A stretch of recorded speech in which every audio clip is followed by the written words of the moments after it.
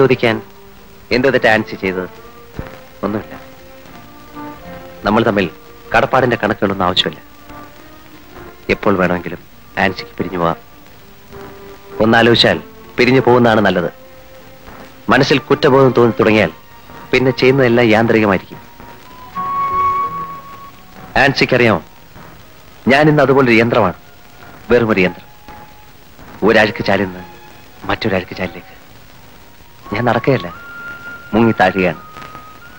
സ്വൈര്യമായി മനസ്സമാധാനത്തോടെ രാത്രി ഉറങ്ങാൻ ഇന്നെനിക്ക് കൊതിയാണ്. പണ്ട് കഥകളിലൊക്കെ വായിച്ചിട്ടുണ്ട്. പരിശുദ്ധമായൊരു ഗ്രാമം, ആമ്പൽക്കുളങ്ങളും മുക്കുറ്റിപ്പൂക്കളും, കാത്തിരിക്കാൻ ഒരു അമ്മണിക്കുട്ടി.